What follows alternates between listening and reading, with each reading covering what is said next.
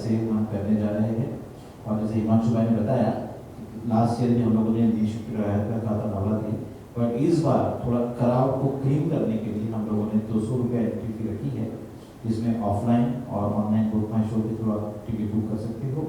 Charges होगा 200 रुपया, but 200 रुपये के सामने हम उनको या तो गिफ्ट वाउचर्स या तो फिर हम उनको 200 रुपीज़ के सामने हमको कुछ वाटर बॉटल्स या फूड पैकेट ऐसा कुछ हम दे देंगे। सो इट्स कवर चार्जेस दे देंगे हम लोग। ज़्यादा नहीं बोलूँगा क्योंकि भूमि हमारे बीच में बैठी है और मुझे पता है कि डेफिनेटली इस बार बोरीवली में बहुत सारी नवरात्रि हो रही है, बट भूमि डेफिनेटली बहुत बड़ी सिंगर्स है, उसके गाने बहुत सारे फेमस है और बहुत सालों के बाद इस बार भूमि में कर रही है। सो भूमि को बोलूँगा कि माइक को दे दूँगा, लेकिन उससे पहले बिना की मैं को दूँगा माइक कि इस बार किस तरह से आयोजन किया है। सो आज मैं थोड़ा सा बताऊँगा आपको। गए साल भी हमने लगभग 1.5 लाख फुट का स्टेज बनाया था लोगों को खेलने के लिए, और जैसे हम लोग गए साल जैसे फ्री में कर रहे हैं, ये भी ऑलमोस्ट फ्री है। जस्ट एक रजिस्ट्रेशन और अनवांटेड लोग अगर ना आ जाए, कोई हिसाब से हमने एक टोकन अमाउंट रखा हुआ है। इससे ये नहीं होता कि हमारा फ्री नवरात्रि नहीं है, ये हमारी फ्री नवरात्रि ही है। हम लोग 200 रुपीज़ से ज़्यादा ही दे देंगे अंदर हमको, क्योंकि यहाँ ए टाइम क्या हो रहा है कि बोरीवली में काफ़ी नवरात्रियाँ हो रही है, सबको पता है आज गली गली में नवरात्रि हो रही है। तो ऐसा ना हो कि ये फ्री है तो कोई भी क्राउड यहाँ घुस जाए।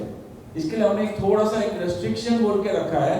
और हमारा आयोजन तो गए साल भी लोगों ने देखा ही था, फुल कमर्शियल रहता है, मतलब सिक्योरिटी पॉइंट ऑफ व्यू और बाकी सब तरह से हमने 100% कमर्शियल नवरात्रि। बट गए टाइम लोगों को पता है कोविड के हिसाब से एक फैमिली से समझो 4 जन आए, कहीं आजू बाजू में जाए 4,000 रुपये का पास रहता है तो 16,000 रुपया, तो लोगों को थोड़ी तकलीफ हो रही थी। पर हमारे प्रवीण दरेकर जी ने बोला अभी गए टाइम कोविड गया है तो ये टाइम पे भी फ्री करो, तो वो हिसाब से हमने ये टाइम पे भी फ्री का ही किया है। Just 200 rupees on book my show, और जो प्लेटफॉर्म्स रहेंगे वो आगे हम लोग बताया जाएगा, तो इस हिसाब से वहाँ पे जस्ट एक रजिस्ट्रेशन करके कर सकते हैं। Thank you very much. ये बात जिस तरह से क्राउड इतना ज़्यादा था, काफ़ी लोग थे और ग्राउंड कम पड़ रहा था, तो इस बार क्या नया रहेगा? नहीं, इस टाइम गए टाइम क्या था कि जो ग्राउंड था वो पीछे के साइड बहुत सारा दलदल था, अभी वो प्लेन हो गया है। तो हमारा गए टाइम 1.25 लाख फुट के आजू बाजू ग्राउंड था, अभी 1,60,000 फुट के आजू बाजू ग्राउंड हो जाएगा। तो यहाँ पे ये टाइम थोड़ी दिक्कत कम होगी। दूसरा थोड़ा क्राउड भी डिवाइड होगा, ऐसा हमारा अंदाजा है। गए टाइम समझो 3 नवरात्रि थी, ये टाइम 5 से 6 नवरात्रि है बोरीवली में, तो थोड़ा सा क्राउड भी डिवाइड हो जाएगा। गए टाइम कोई दिक्कत नहीं हुई थी, ओवर क्राउडेड हो गया था कोई टाइम पे, सैटरडे संडे हो गया, तो बाकी ओवरऑल किसी को दिक्कत ना हुई, ना किसी की कोई छेड़खानी हुई है, ना कोई केसेस हुए हैं। तो इतना हम ये साल भी उतनी ही सावधानी रखेंगे जो गए साल रखे थे। भाई हैं और उन्होंने बहुत मुझे गाइड भी किया है, चाहे वो नवरात्रि को लेकर हो, मुंबई में किसी भी परफॉर्मेंस या प्रोफेशनल सीन को लेके उन्होंने काफ़ी गाइड किया है मुझे। सो आज भी हम लोग साथ में फिर से और एक बार काम कर रहे हैं, तो आपको बहुत मैं थैंक्स कहना चाहती हूँ। और पूरे परिवार से हम जुड़े हुए हैं एंड माता जी के भक्त भी रहे हैं बहुत। और पिनाकिन भाई से मेरी पहली बारी जब मुलाकात हुई, we didn't take much time to even come to one stage या कम टू वन कंक्लूजन कि हमें नवरात्रि करनी है और हम बिल्कुल ट्रेडिशनल गानों के साथ हम नवरात्रि करेंगे, चाहे ये मुंबई में भले ही हो रही है, लेकिन हम विल मेक श्योर कि जितने भी जैसे हम गुजराती में टर्म कहते हैं खेलैया, जितने भी लोग यहाँ पे परफॉर्म करने आ रहे हैं, वो अम्बे माँ के जितने भी गरबे हैं उनके साथ साथ हम राधा कृष्ण के गरबे और जो रास लीला के जो गरबे हैं वो भी हम परफॉर्म करेंगे। कुछ प्राचीन कुछ अर्वाचीन गरबे जो होते हैं, ट्रेडिशनल फोक ट्यून्स जो हमारी बहुत सालों पुरानी, आई थिंक डेकेड्स पुरानी जो गरबे हैं वो हम सब लेकर आ रहे हैं। एंड ऑफ कोर्स मेरे माता पिता का आशीर्वाद भी रहा है हमेशा, मैंने मम्मी के साथ परफॉर्म करना शुरू किया। So that's how I know कि कितने सारे गरबे और कलेक्शन जो मैं इस बार लेकर आ रही हूँ। जनरली कहा जाता है कि गुजरात के गरबे, लेकिन गुजरात में भी बहुत सारे अलग अलग, जैसे नॉर्थ गुजरात में आप जाएंगे तो एक अलग फ्लेवर मिलेगा, आप सौराष्ट्र में जाएंगे तो एक अलग फ्लेवर मिलेगा। बड़ौदा जहाँ से मैं बिलोंग करती हूँ, जहाँ पे मैं पैदा हुई हूँ, मेरी जन्मभूमि है, अब मुंबई मेरी कर्मभूमि है, तो वहाँ के कुछ गरबे हैं जो बिल्कुल अलग तरह के हैं। तो गुजरात में हर एक अलग अलग जो रीजन्स हैं वहाँ से मैं गरबे का कलेक्शन लेकर आ रही हूँ। एंड आई एम श्योर कि इतने सालों से, जब 2010 से मैंने मुंबई में परफॉर्म करना शुरू किया और मेरी जर्नी, मेरा करियर शुरू किया मैंने 2010 से, और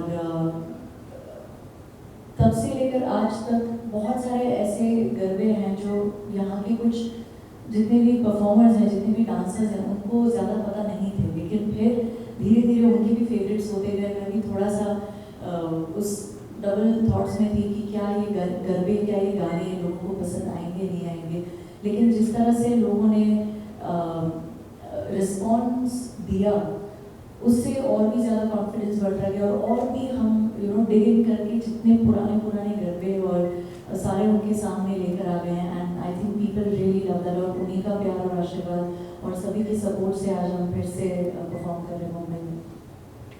1 किलोमीटर के अंदर जो 3 गरबे हैं, मुझे एक फाल्गुनी पाठक का भी गाना आपका, फिर एक और किस तरीके कितनी देवे का, क्या कहना, कैसा रिस्पॉन्स रहेगा, किस तरीके का?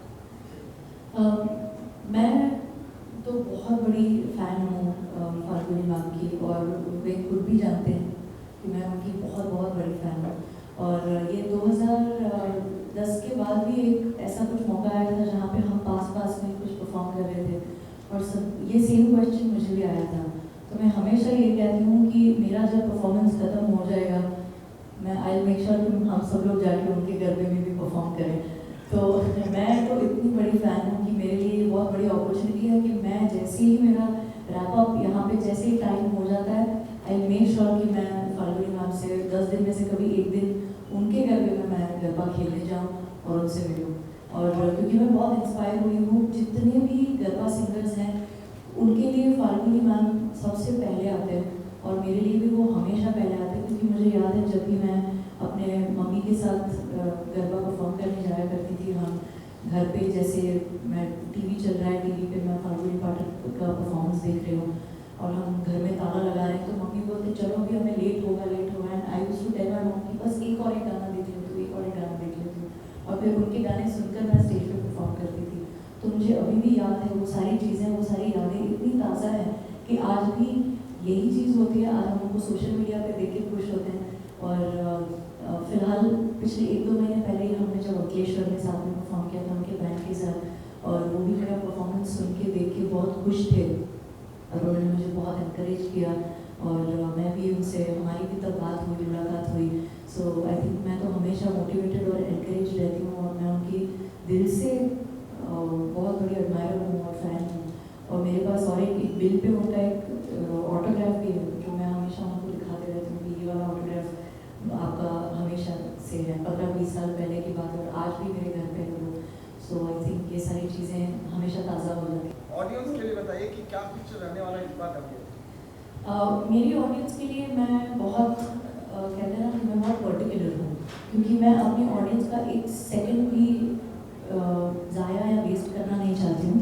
और मैं जब भी स्टेज पे हूँ तो मेरे लिए सेलिब्रिटी वो लोग हैं, मेरे लिए इम्पोर्टेंट वो लोग हैं जो मेरे लिए आते हैं, परफॉर्म करने के लिए आते हैं, गरबा खेलने के लिए आए हैं।